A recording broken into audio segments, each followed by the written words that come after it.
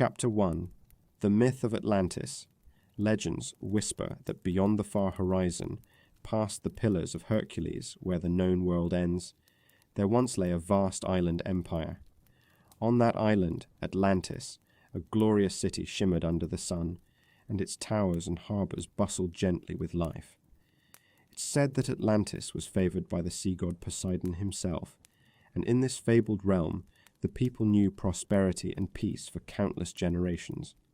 Picture the island on a quiet summer evening, the sky turning dusky purple as the sun sinks low over the endless ocean. A warm breeze drifts in from the sea, carrying the scent of salt and blossoming orchards. On the wide central plain of Atlantis, farmers guide oxen through fertile fields, finishing their day's work. Golden wheat sways softly in the twilight breeze, ready for harvest. Irrigation canals brim with clear water, reflecting the first stars coming out overhead. From distant groves of olive and fruit trees, the faint hum of crickets begins, blending with the gentle trickle of water. Everything moves slowly and harmoniously, as if the whole island is breathing in unison with the calm rhythm of the evening. In the north of the island rise sheltering mountains, their slopes cloaked in deep green forests. Streams born in those highlands flow down to nourish the plains. As twilight deepens, one by one, the streams glint like silver threads in the last light, then fade into darkness. Within the forests, the calls of night birds echo peacefully. Among the trees, elephants lumber along ancient paths. For Atlantis is so bountiful that even elephants roam its lands without fear. There are said to be more elephants here than anywhere else in the world, gentle giants finding ample food in the lush marshes and grasslands. Deer and cattle graze in the open meadows. Every creature, great and small, finds a place in Atlantis's generous wilderness.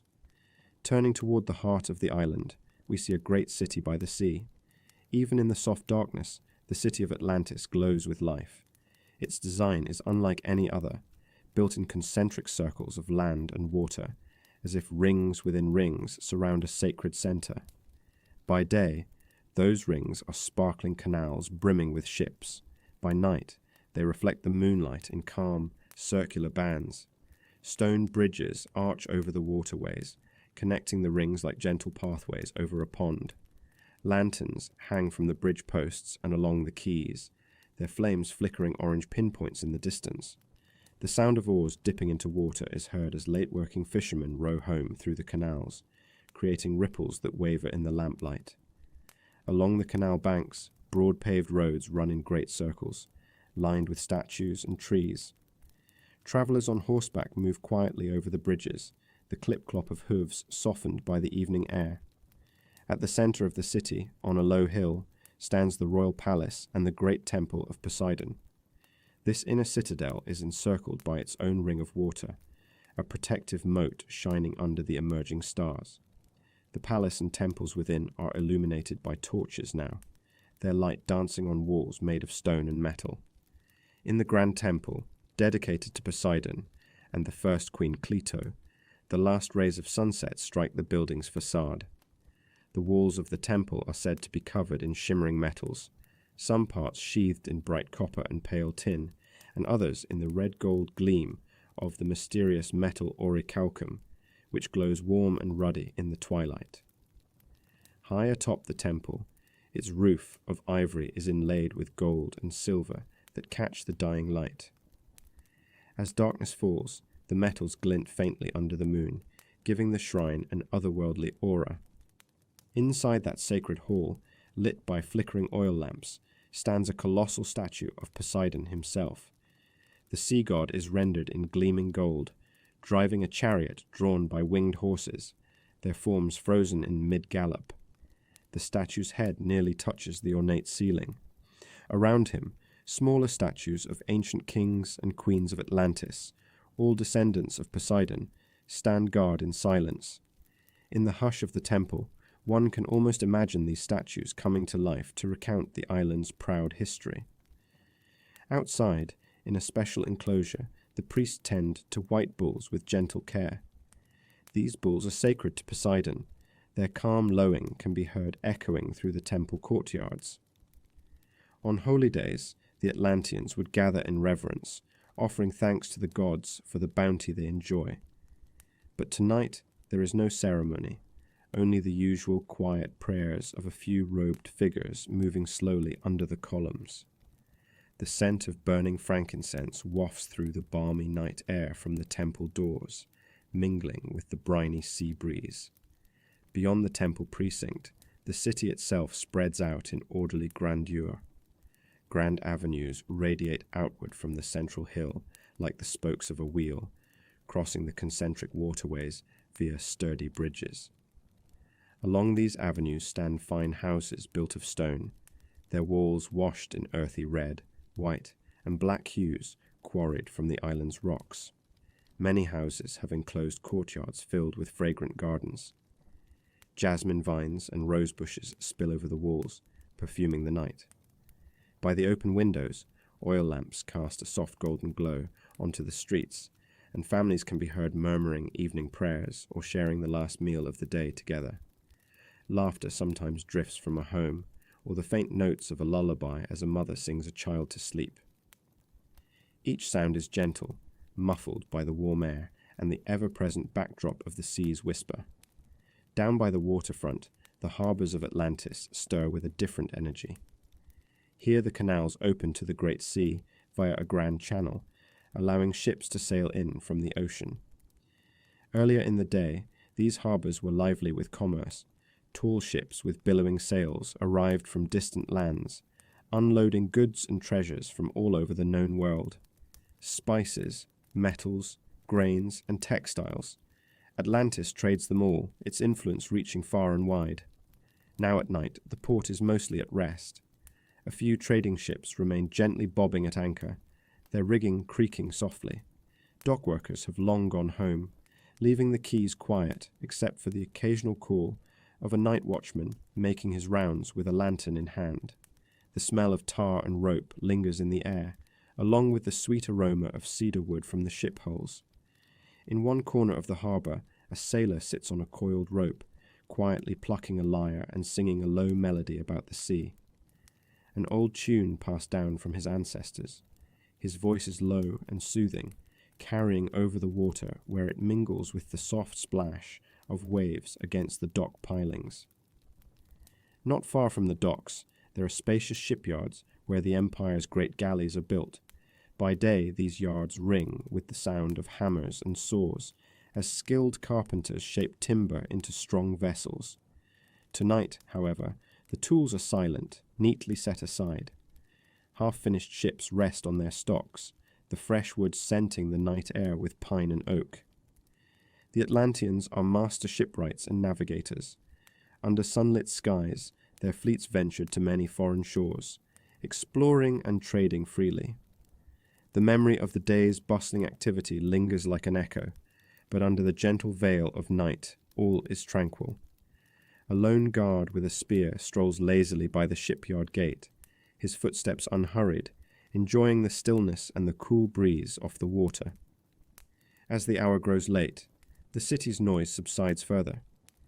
In the central market plaza, stalls that were brimming with produce, fish, and crafts during the day now stand empty, covered for the night. The faint aroma of the day's spices, cinnamon, garlic, and dried herbs, still hangs around the market stones, gradually giving way to the more dominant smell of night-blooming flowers from surrounding gardens. Cats slink between the stalls, hunting for any scraps left behind. The marble fountain at the centre of the market gurgles softly, its water illuminated by the moonlight. A few youths sit at the edge of the fountain with their feet dangling in the cool water, speaking in hushed tones about their dreams and plans, perhaps gazing up at the stars above. Overhead the sky is clear and dark, strewn with countless stars that flicker like distant lanterns. The people of Atlantis, like those of ancient times everywhere, often look to these stars and find comfort in their eternal presence. Tonight is no different. An elderly couple pauses on their walk home to admire the familiar constellations, the husband's arm around his wife's shoulders as they stand quietly together under the cosmos.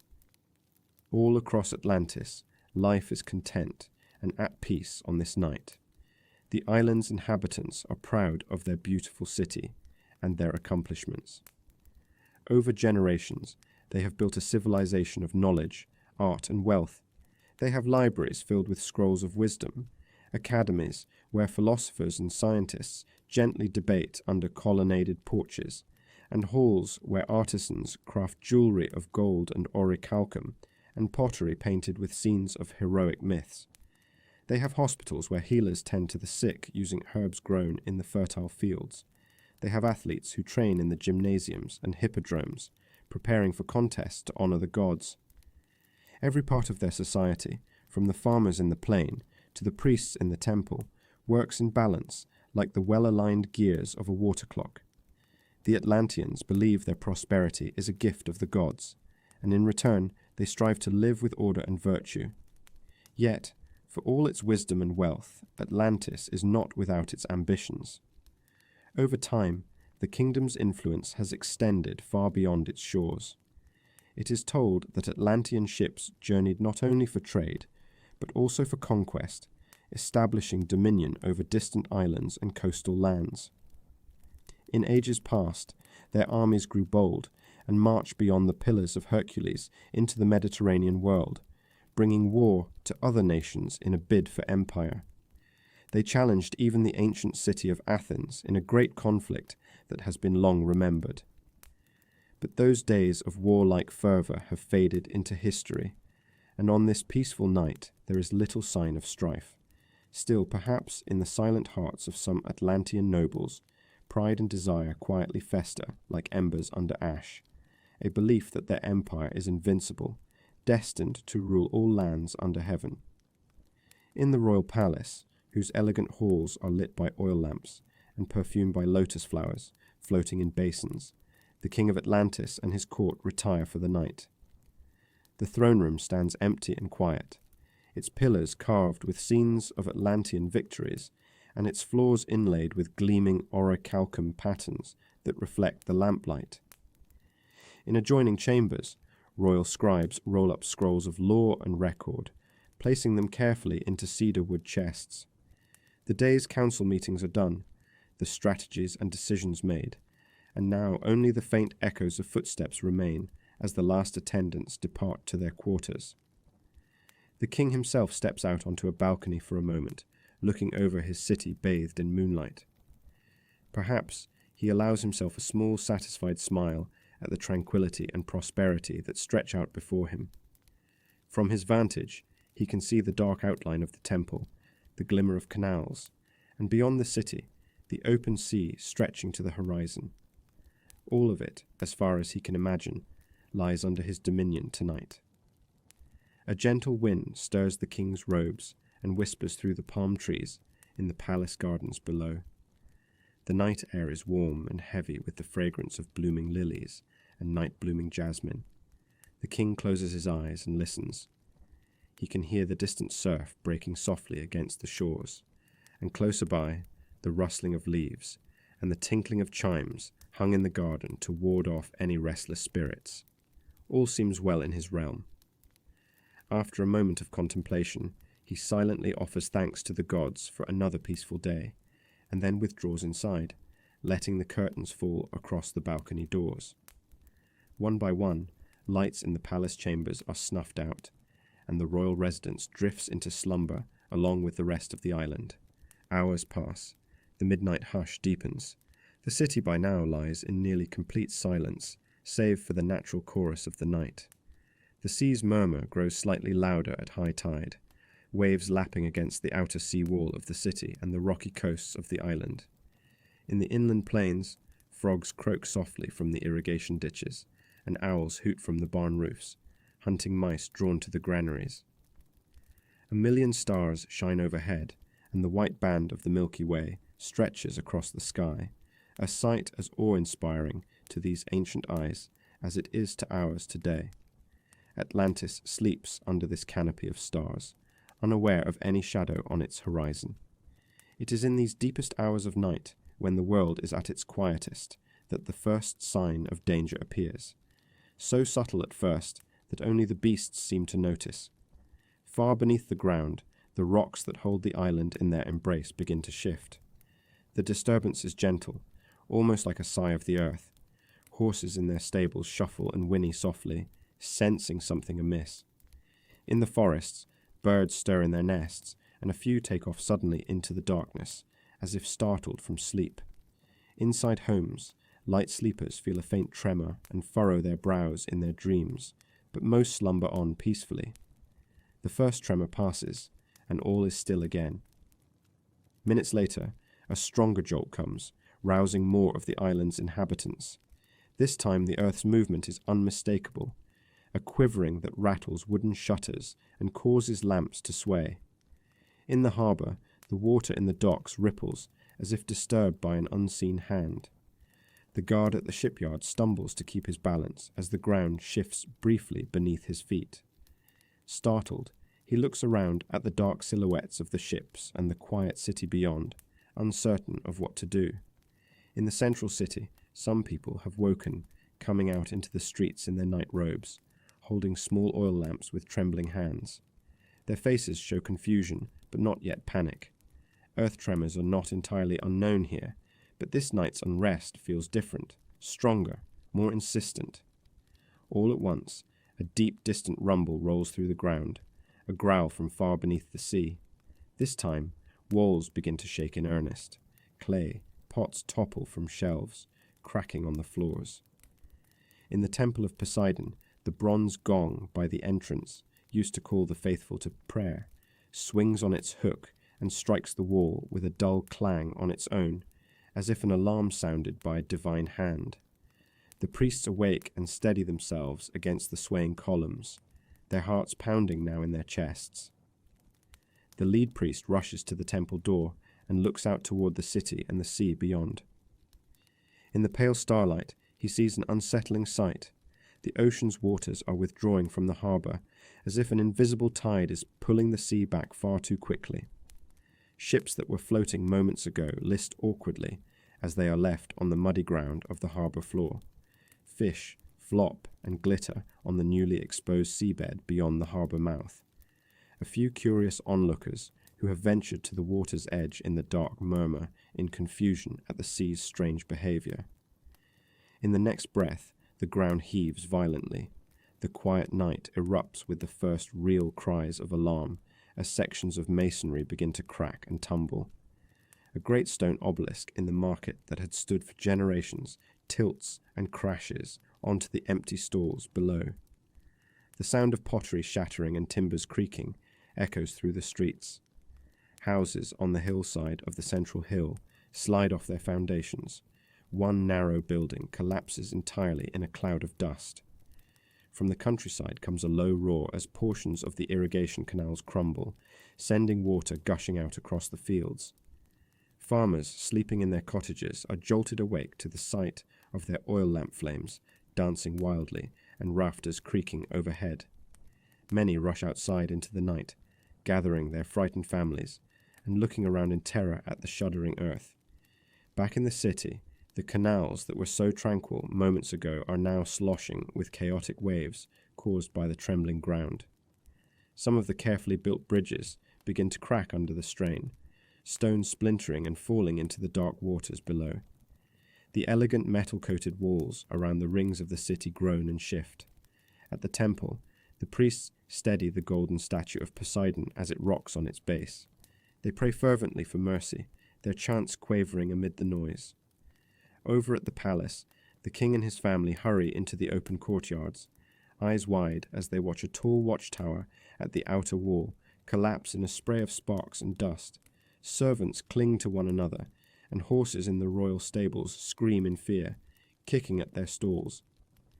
And then comes a sound more frightening than any before. From the direction of the sea, an immense roar builds, a thunder not from the sky, but from the ocean itself. Those still near the harbour and shores see in the darkness a white line rushing toward the land. The sea, which had pulled back, now returns with ferocious speed as a towering wall of water. In an instant, the great wave crashes into Atlantis' coast. the outer docks are swallowed in foam and spray. Ships are lifted as if they were weightless toys and carried inland on the churning flood. The impact is felt even in the city centre as a tremor and a sudden gust of sea wind. Water pours over the lower city walls and races through the streets. A great cry goes up as people scramble to rooftops or higher ground.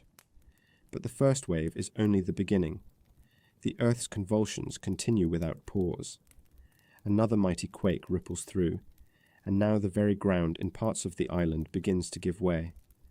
On the plain outside the city, a long fissure opens up, swallowing rows of crops and farmsteads. Steam and geysers of water shoot up from the rent earth as subterranean forces break free. From the mountains, huge landslides send rocks cascading. Forests and villages alike are swept away in an instant of grinding thunder. Within the city, entire buildings are collapsing into rubble. The beautiful palace that shone so splendidly just hours ago is being torn apart. Its finely carved pillars topple, and sections of its roof cave in. The Temple of Poseidon splits at one corner, and the great statue within teeters ominously. People everywhere call out for loved ones, for help, for the god's mercy, their voices lost in the cacophony of destruction. But amidst the chaos, there are also moments of eerie quiet. Between the quakes and the waves, a strange stillness falls, where one can hear the crackling of fires from fallen lamps, and the weeping of those in shock just before the next onslaught begins. Wave after wave from the relentless ocean now assaults Atlantis. The concentric canals overflow as surging seawater breaks their banks. The beautiful avenues lined with trees are rivers of churning saltwater carrying debris, broken timbers, household items, uprooted trees, through the heart of the city. A wooden fishing boat that was once tied at the docks is carried through the marketplace by the flood, its hull scraping the stone pavement where merchants sold their wares the day before. The very infrastructure of Atlantis, its canals and bridges, which were its pride, now serve as channels for the sea to invade deeper and faster. On the central hill, the surviving Atlanteans huddle together, having fled to the highest ground they could find, around the temple and palace ruins. They stand in the rain of ash and dust under the open sky, illuminated by the ghastly light of the moon filtered through a haze of debris. Some embrace their family members tightly, others stand numbed, watching their world collapse around them. The old king, face streaked with tears and dust, holds the limp hand of one of his injured guards and can only bow his head in despair. Statues of past kings that ringed the temple courtyard lie broken on the ground, their golden forms reflecting the flicker of distant fires that have erupted in parts of the city. The sacred white bulls, panicked, broke free from their enclosure earlier, and now a few are strangely calm, standing upon the hill alongside the people, as though seeking the same refuge. One bull raises its head and bellows mournfully into the stormy dark, a long and haunting sound that seems to echo the sorrow of the god Poseidon himself. Finally, a tremor unlike any before shakes the foundation of the island, a last convulsion as if the very core of the earth is heaving a sigh. With a deep, resonant groan, the central hill, the pride of Atlantis, begins to crumble at its edges. The sea, which has already swallowed the outskirts and plains, rushes inwards with renewed force. The great temple of Poseidon, cracked and listing, is struck by one more massive wave. For a breath, the temple stands defiantly, water streaming down its steps. But then the ground beneath it buckles, and the magnificent structure gives way, sliding into the flood. The colossal golden statue of Poseidon tilts and falls, disappearing beneath the foaming black waters that engulf the sanctuary. A collective cry rises from the people on the hill as they witness the heart of their city fall. In that moment, many know in their souls that their beloved Atlantis is truly lost. One by one, the last high points of land are overtaken. The ocean pours across the island from all sides, meeting at the hilltop in a vortex of churning surf. By the time the pale dawn begins to lighten the sky in the east, no human voices remain. Where there was once a thriving city full of light and laughter, there is now only a turbulent expanse of water. Here and there, pieces of what once was Atlantis bob on the surface. Wooden beams, thatch from roofs, maybe a lone cooking pot or a familiar garment. Small, poignant reminders of an entire world wiped away in a single night. These fragments drift outward on the retreating waves, scattering into the open sea. As the sun breaks over the horizon, its rays fall upon a changed seascape. The waters gradually calm to a glassy stillness, as if innocent of the catastrophe they just wrought. Seabirds that survived the night's fury wheel low over the waves, crying out as though calling for the land that is no longer there. The island of Atlantis has vanished beneath the sea. In its place remains a vast blue emptiness, with only a few swirling eddies and a sheen of disturbed sediment to mark what happened. The plain that fed a nation, the harbours that hosted ships from around the world, the palaces and temples of an extraordinary people, all are now submerged in the depths. Soft clouds of silt and sand are still drifting through the underwater ruins, settling slowly over broken columns and statues. Within hours, only a faint discoloration of the water and floating debris hint at the destruction. By nightfall of that day, even those signs fade, leaving mariners who pass by wondering if the island had ever existed at all. Atlantis, the golden paradise, is gone. Yet not everything is lost forever. Though the city sank, its story would not drown. Survivors there were none to tell the tale firsthand, and yet the memory of Atlantis would live on. In the years and centuries that followed, sailors and travellers would speak of a once great island empire consumed by the wrath of the earth and sea. They would describe how one night of doom took an entire civilization, warning that even the mightiest can fall. Around campfires, and in lantern-lit taverns, the tale of Atlantis would be whispered, passed from one generation to the next, sometimes as a cautionary legend of prideful kings brought low, sometimes as a mournful song for a lost world. The legend travelled far and wide, carried by the currents of human curiosity and imagination. It would cross the seas and echo down through time, changing shape in each retelling, but never fully fading away. Atlantis may have sunk beneath the waves, but its story rose to the surface, destined to be remembered for millennia to come. Chapter 2. Echoes of Memory. Far from Atlantis, and many centuries after its fabled destruction, echoes of its story quietly endured in distant lands. We find ourselves in Egypt, in the ancient city of Sais, where the broad Nile delta meets the sea. It is a hot afternoon in the temple of Neith, the patron goddess of wisdom. Within the temple's cool, shadowy halls, thick stone columns rise toward a painted ceiling. Hieroglyphs and faded murals cover the walls, telling stories of gods and kings from ages past. Oil lamps flicker in golden sconces, casting dancing patterns of light and shadow on the polished floor. A faint smell of incense and old papyrus hangs in the air, mixing with the dry scent of desert sand that wafts in through the open doorways. In a quiet corner of the temple archives, an elderly Egyptian priest with shaven head and linen robes unrolls a brittle scroll for a foreign visitor. The visitor is Solon, a wise lawgiver from distant Athens, recognizable by his simple white tunic and thoughtful eyes. The two men speak softly in the otherwise silent chamber, their voices echoing slightly between the columns. Despite the afternoon heat outside, here it is dim and cool.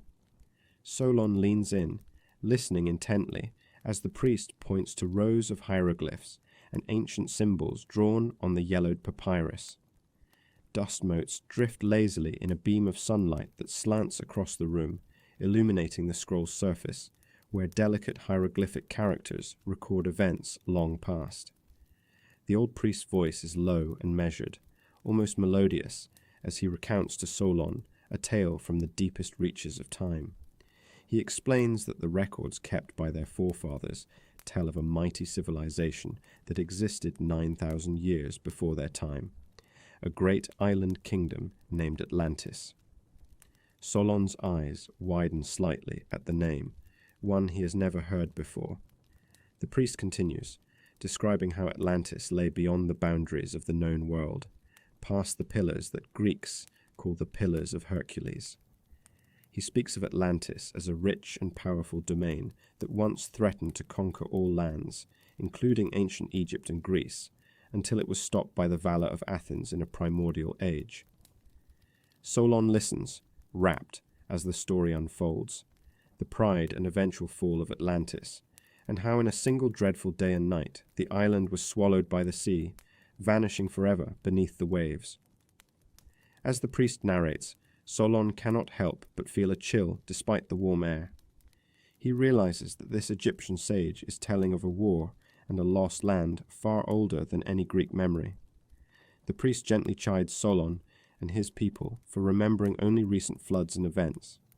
"You Greeks," he says kindly, "are but children compared to the antiquity of Egypt. Your histories remember one great flood, but the Nile priests remember many. Long before your cities stood, our ancestors recorded a vast catastrophe, the end of an age when Atlantis fell beneath the sea." Solon bows his head respectfully, absorbing the priest's words. He imagines that long-ago world, an advanced people and a glittering city now gone, preserved only in the guarded memory of Egyptian archives. In the hush of the archive chamber, it is as if the ghosts of that lost civilization whisper through the dry reeds of the papyrus scroll. When the tale concludes, the priest rolls the scroll closed with utmost care. The rays of sun have shifted slightly, and now illuminate the face of a carved statue of the goddess Neith, standing watch over the two men. Solon lets out a breath he did not realize he was holding. He thanks the priest sincerely for sharing such profound knowledge. Outside the temple, the afternoon sun blazes upon the sand-colored courtyards and date palms, but Solon carries within him a secret of deep antiquity, the memory of a lost city passed down from time immemorial. Gently, as they walk toward the temple's outer colonnade, the priest advises Solon to take this story home, to remember it and one day share its lessons with his own people. Solon nods, feeling the weight of the duty. Over cups of cool water offered by an acolyte, Solon and the priest sit for a while in the shade, discussing the meaning of Atlantis' downfall, the hubris of a great power, the mercy of the gods in sparing others, the fragility of even the proudest civilization. When Solon finally departs Sais, a warm wind blows across the Nile, rustling the reeds along the riverbank. He boards a small sailing boat that will carry him northward toward the Mediterranean, back to his homeland. As the lateen sail fills with the afternoon breeze and the vessel glides along the calm water, Solon gazes at the verdant riverbanks of Egypt slipping by. He is lost in thought, contemplating the astonishing tale he has learned. The Nile's gentle waves lap against the boat in a steady rhythm, and the sounds of Egypt, the cry of water birds, the distant lowing of cattle, gradually fade as the lawgiver's mind drifts to the vision of a distant, submerged empire.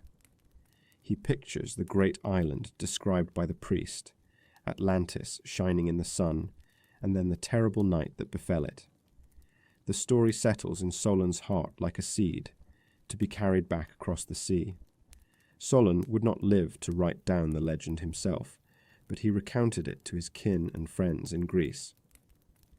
For generations, the tale of Atlantis was preserved in Solon's family, told and retold by the fireside on quiet evenings.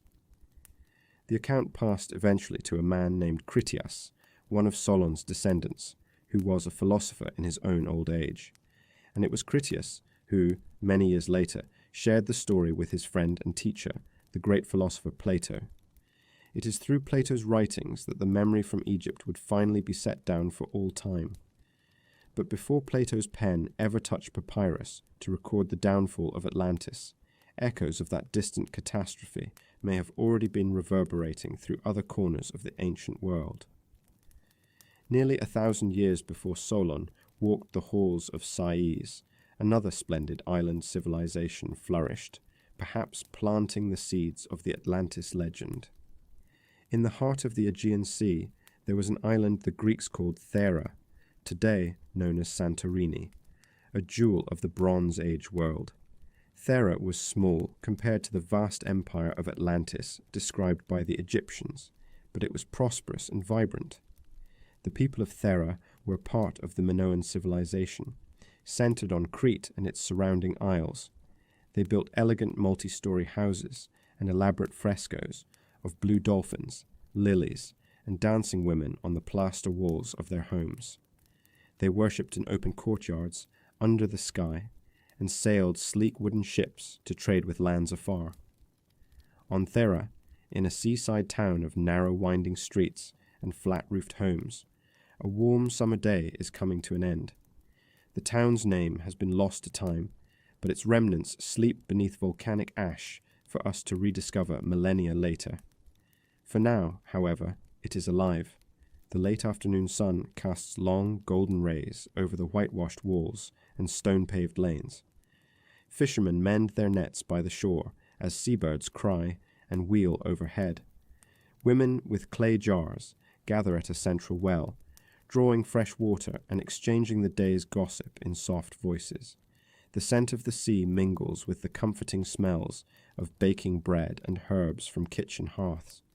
In a small courtyard shaded by grapevines, children play a game of catch with pebbles, their laughter echoing against the adobe walls. Life is calm and good. The Minoan people of Thera have known peace and prosperity for generations, and their island, with its gentle vineyards and sparkling coves, seems a little world blessed by the gods. Yet in the center of Thera looms a tall mountain, a volcano rising quietly above the fertile fields and blue sea. For years the volcano has slept, its slopes green and dotted with wildflowers. But in recent days, subtle signs of unease have emerged. Groundwater in the wells tastes of minerals more strongly than before, and a few goats refuse to graze near the mountain's upper slopes. As dusk falls this evening, a shepherd tending his flock on the hillside pauses when he feels a faint tremor underfoot, so slight that if the goats did not bleat in alarm, he might have imagined it. In town, the fishermen do not notice the tremor. They are pulling their small boats onto the beach for the night, singing an old tune to keep rhythm with their work. The sky to the west is a glorious palette of orange and purple as the sun sinks into the sea. Lantern lights begin to blink to life in windows and doorways as families settle in for the night. Late that night, under a moonless sky full of stars, Thera trembles again, a more insistent jolt that rattles wooden shutters and sends a few sleeping birds from their roosts into the dark. Now the villagers wake, concerned and murmuring. In one modest home by the town square, a grandfather holds a small oil lamp with a steady hand, comforting his young grandson, who awoke in fright. "It's just the earth stretching in her sleep," he whispers reassuringly, though his own eyes betray worry. Throughout the town, people step outside under the starlight, clustering in small groups in the streets.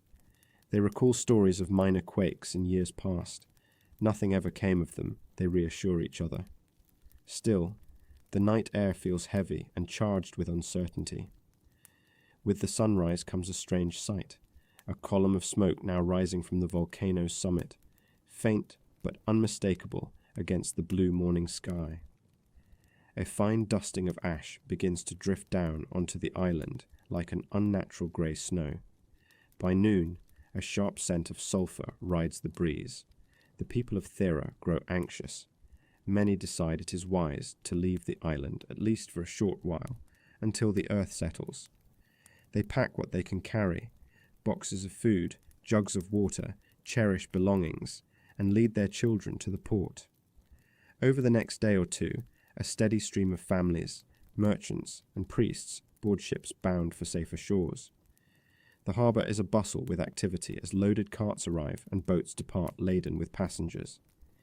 Even livestock are herded onto rafts, goats bleating and chickens clucking in protest at the unusual voyage.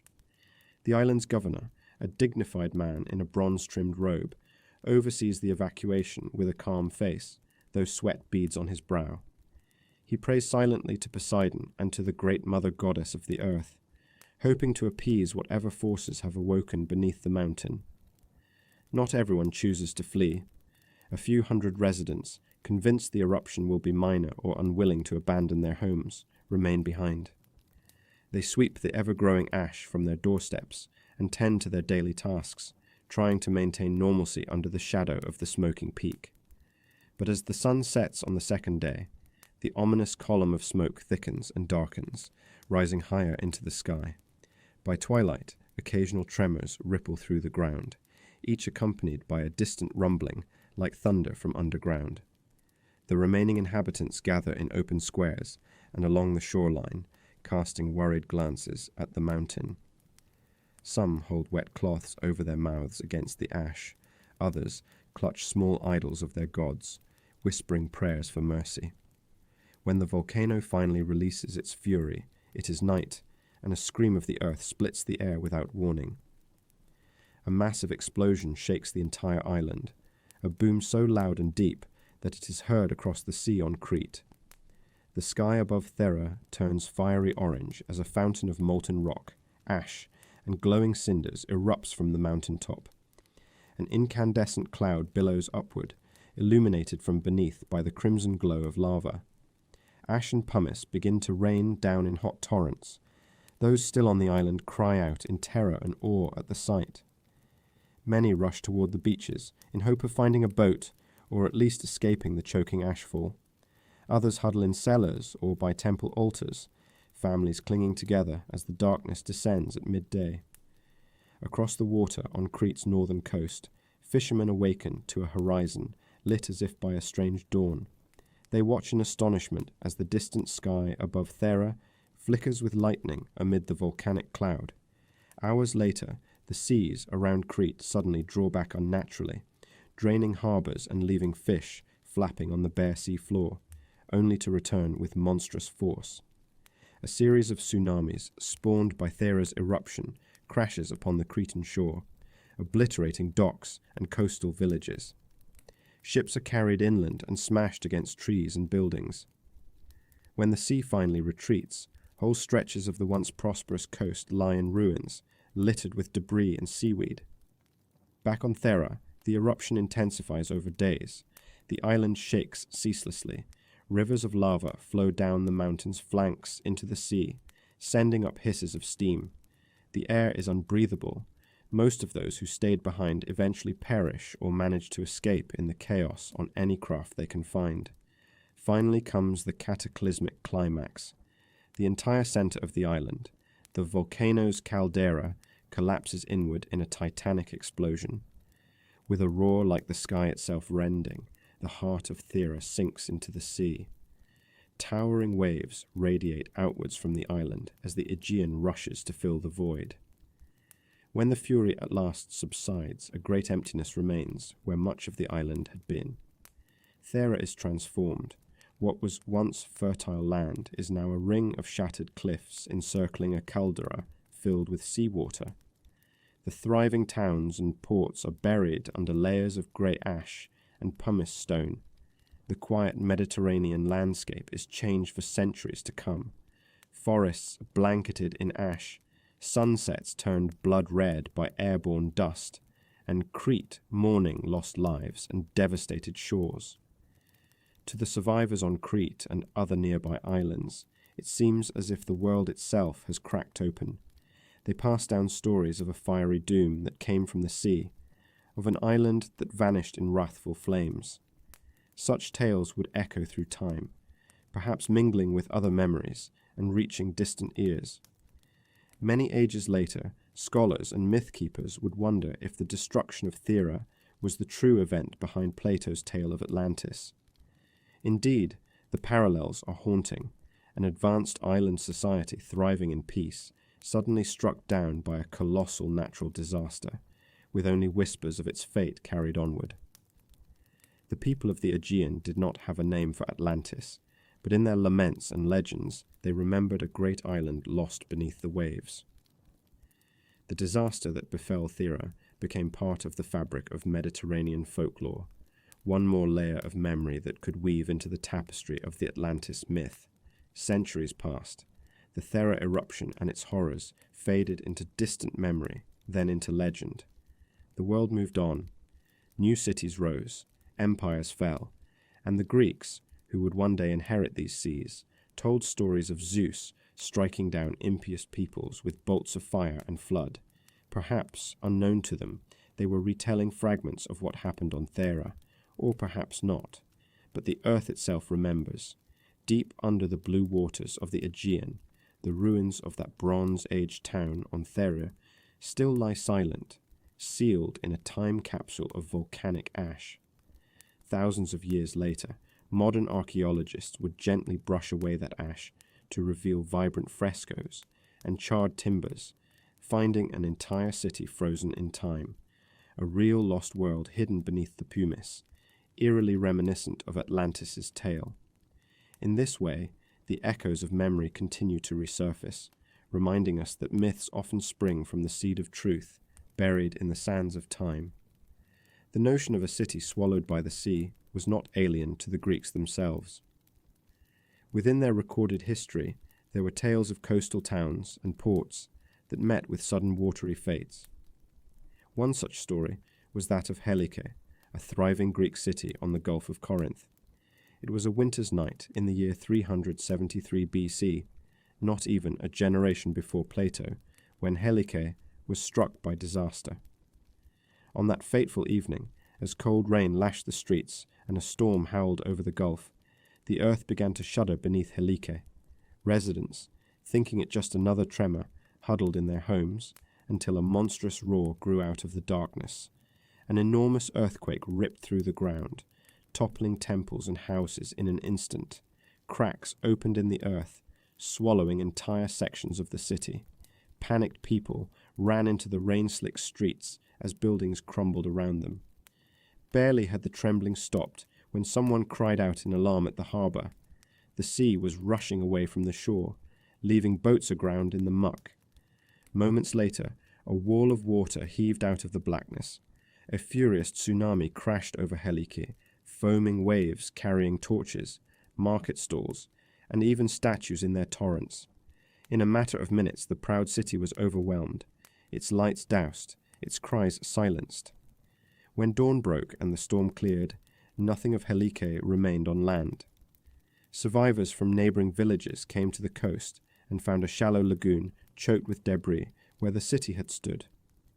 Peeking up through the rippling water, they could make out the ruins of buildings, columns and idols, now home to fishers. Incredulous fishermen later claimed that while casting their nets in the Gulf's calm waters, they snagged on statues from Helike's sunken temples. The sea had claimed the city so completely that only its memory remained on shore. The story of Helike's doom spread throughout Greece. It served as a somber reminder that Poseidon, god of the sea and earthquakes, could at any time reclaim what men built upon his realm. When Plato was a young man, he would have heard of Helike's fate, how a flourishing city was there one day and gone the next, leaving only a watery grave. Such events gave credence to the old tales of Atlantis. If Helike could sink, why not an entire island in a primordial time? From Egypt to the Aegean and beyond, pieces of a puzzle lay scattered in human memory. Accounts of great floods, of fiery mountains, of islands consumed by the sea. Each story, whether historical or mythic, carried a kernel of truth about the volatile planet we live on. Those kernels, passed down in story and song, could well have come together in Plato's mind as he penned the tale of Atlantis, or they may have simply set the stage, making his audience receptive to the idea that such a catastrophe had indeed occurred in the deep past. And so, by the time Plato set quill to parchment, the legend of Atlantis had travelled far and endured long in fragments and echoes. From the guarded hieroglyphic records of Egyptian temples to the campfire stories of Aegean sailors, the memory of a lost great city haunted the ancient imagination. Plato would weave these threads into a single narrative, preserving the memory in the form of a philosophical tale. In his dialogues, he described Atlantis in vivid detail, combining the Egyptian accounts given to Solon with perhaps a measure of creative embellishment and moral lesson. In Plato's telling, the story became more than just a history. It was a parable of hubris and divine justice. Yet, importantly for us, he explicitly framed it as something that really happened in an age long forgotten. Thus, the myth of Atlantis, born of memory and mystery, was finally written down for the ages. The echo that began in distant times, in floods and volcanoes and sunken cities, now found a voice on papyrus scrolls in Plato's academy at Athens. One can easily imagine Plato in his old age, working by lamplight in a portico overlooking his tranquil olive grove, as the evening breeze stirred the leaves. Before him a scroll is unfurled on a cedar wood table, and he dips his reed pen in ink. With slow, deliberate strokes, he inscribes the account he heard from Critias, the tale of a mighty empire beyond the western sea, of its war with ancient Athens, and of its cataclysmic downfall. Perhaps as he writes, the philosopher pauses and looks up at the night sky. The stars above Athens glitter quietly. Plato's expression is thoughtful, even a touch sad, as if contemplating how even the brightest of realms can fall into darkness. In his mind's eye he sees Atlantis, not merely as a fable, but as a memory passed down from soul to soul, now entrusted to his pen. Plato finishes his writing with a gentle sigh. The lamplight around him flickers, and a student nearby dutifully replaces the oil to keep it steady. Outside the academy's walls, Athens is hushed in sleep. The story of Atlantis is safely captured in Plato's dialogues, Timaeus and Critias, though those texts will later be lost and rediscovered over centuries. The old philosopher carefully rolls up the scroll, tying it with a simple cord. Somewhere in the distance an owl hoots from the branches of an olive tree, and Plato smiles faintly at the omen of wisdom. Thus, through Plato, the echoes of ancient memory became a concrete tale in ink and parchment. The legend of Atlantis was preserved, poised to echo onward into future generations. What had been whispered in priestly halls and hinted at in folk stories now lay written for any who could read the Greek script. Atlantis had moved from the uncertain realm of oral lore into the annals of recorded history, or at least recorded myth. The stage was set for all those who came after to wonder, debate, and dream about the vanished island. Little could Plato have known how that seed of memory would grow into a vast tree of speculation in the millennia that followed. With Atlantis' story finally told in full by Plato, the curtain falls on the age of memory and myth, and a new chapter opens. The manuscript would lie quietly in libraries and lecterns for many years, but it would not be forgotten. In distant ages to come, scholars, adventurers, and mystics would seize upon Plato's words and launch a quest that spans continents and centuries, the quest to find the truth of Atlantis.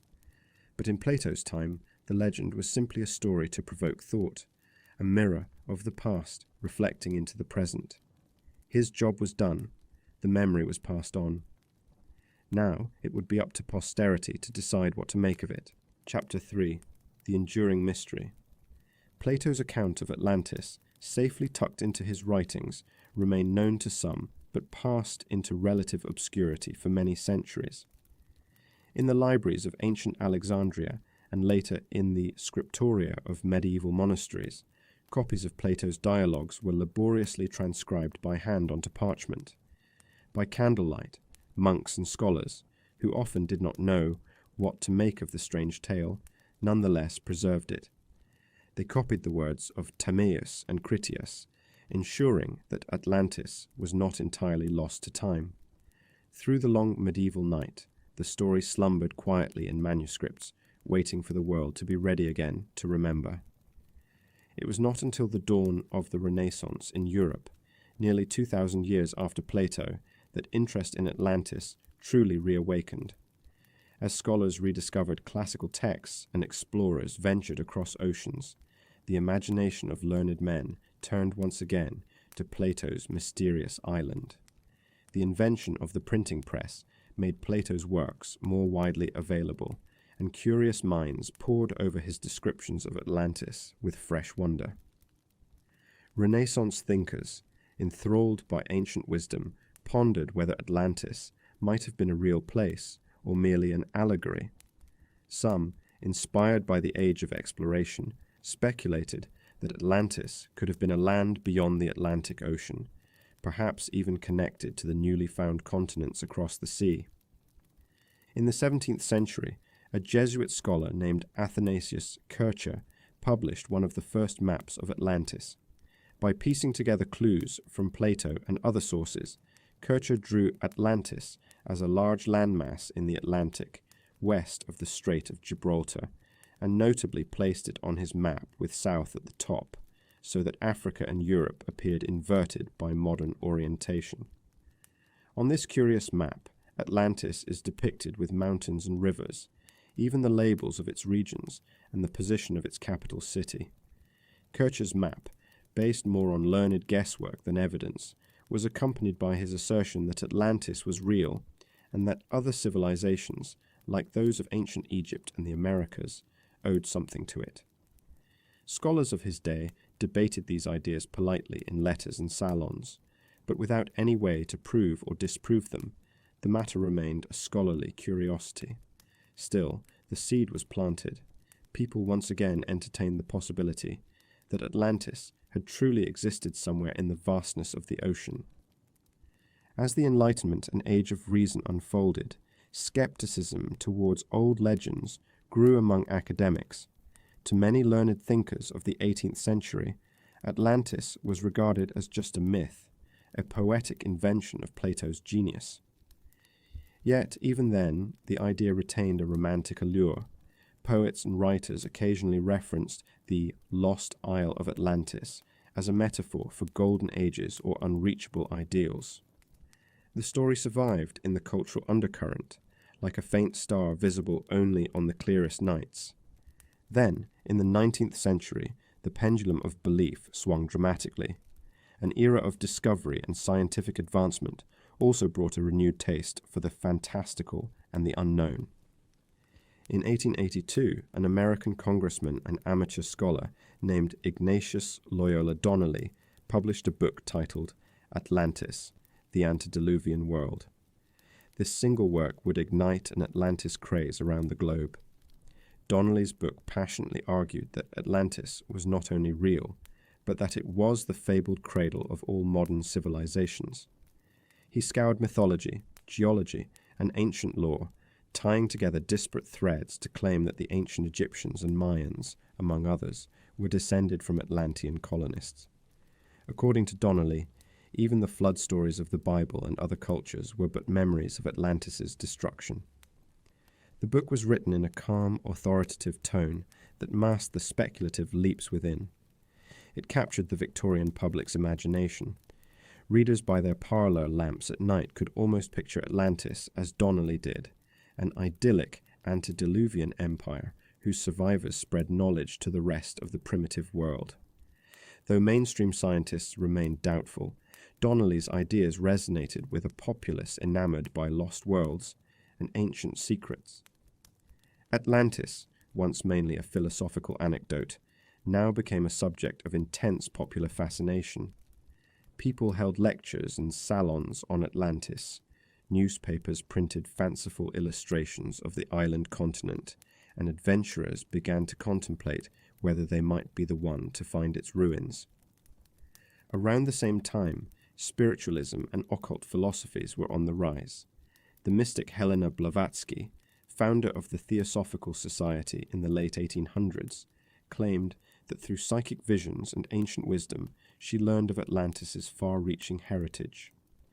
Blavatsky and her followers spoke of Atlanteans as a spiritually advanced people possessing extraordinary powers and technology, far beyond what mainstream archaeology could accept. They described crystal energies and flying machines and great Atlantean sages whose knowledge was lost in the deep. These accounts, rich with imaginative detail, were presented not as fiction, but as revelations of hidden truth. To the public, such fantastical portraits of Atlantis blurred the line between myth and reality even further. The lost city was no longer just an academic question. It became a fixture in the era's occult lore and pulp fiction alike. By the early 20th century, Atlantis had firmly taken root in the popular consciousness. Books, plays, and later films wove Atlantis into their plots, often portraying it as a glittering utopia or a cautionary tale of destruction. Yet beyond literature and philosophy, some continued to seek tangible proof. As archaeology blossomed as a science, a few intrepid explorers looked for any traces of a sunken civilization. In the 1920s and 1930s, adventurers set sail to investigate rumored underwater ruins, though none yielded conclusive findings.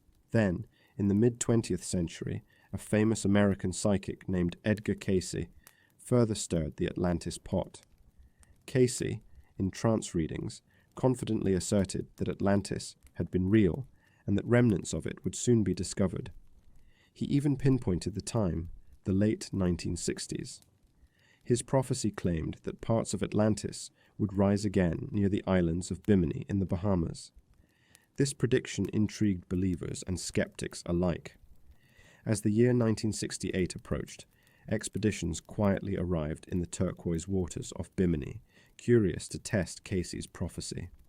Astonishingly, in 1968, divers near Bimini did find something unusual: submerged paving-like rock formations in shallow water, stretching in a linear fashion like a road or wall. Photographs showed flat, rectilinear limestone blocks seemingly set in rows on the ocean floor. To enthusiasts, this Bimini Road was vindication. They believed it the remains of an Atlantean harbor or temple boulevard. To geologists, the stones were natural beach rock slabs, fractured and aligned by currents. But the tantalizing discovery gave new fuel to Atlantis searches, just as Cayce had predicted. The idea that evidence might lie underwater no longer seemed entirely far-fetched. Elsewhere, technology was giving explorers new tools to seek the lost city. Sonar mapping of the ocean floor revealed dramatic landscapes of undersea mountains and trenches. Some thought they saw sunken coastlines on the seabed, hints of old shorelines that might match Atlantis's description. One expedition in the 1970s, scanning the depths near the Azores, a group of islands in the mid-Atlantic, reported detecting curious straight lines and formations on the ocean bottom, possible walls or roads, they speculated. These claims remained inconclusive, often dismissed as natural formations or equipment error, yet the allure persisted. Each decade seemed to bring a new theory about Atlantis's true location. It was not only the Atlantic Ocean that drew attention. Some researchers looked to the Mediterranean, noting that parts of southern Spain and islands near Greece fit aspects of Plato's account. Others pointed to the Americas, suggesting that the advanced knowledge of the Maya or Inca had come from Atlantis across the sea. A few even proposed far-flung places like Antarctica or Indonesia, spinning elaborate scenarios of how Atlantis could have been located there in a distant epoch. Atlantis became a mirror for the imagination. People often saw in it what they most wished to find: a source of ancient wisdom, a warning about technological hubris, or proof of long cycles of human civilization. All the while, more sober scientific investigations continued quietly. Geological studies in the Atlantic found no trace of a sunken continent of the size Plato described. The structure of the Earth's crust, there, now well mapped, left no room for a recently lost landmass of that scale. But scientists did acknowledge that sea levels had risen dramatically at the end of the last ice age, around 10,000 BC, intriguingly close to Plato's timeline. Islands and coastal areas had been submerged, just not necessarily in the neat way Plato told. Historians dug into Egyptian records and Greek myths, finding possible inspirations for Atlantis, but nothing definitive. In the absence of certainty, the mystery endured. As the 20th century gave way to the 21st, Atlantis continued to captivate. Television documentaries sent divers into the depths and used computer graphics to reconstruct Atlantis according to various theories. Each new finding, whether the discovery of the Minoan ruins on Santorini in the 1960s, or the mapping of a submerged prehistoric city off the coast of India in the 2000s, would prompt excited speculation in some quarters. Could this be Atlantis? So far, none of these discoveries has proven to be the mythical Atlantis, but they do remind us that the oceans hide many secrets of our past. Today, the legend of Atlantis is alive and well, if not in scholarly consensus, then in the collective imagination of humanity. It serves as a symbol of lost wisdom, of cataclysmic warning, of the eternal human yearning to discover our own beginnings.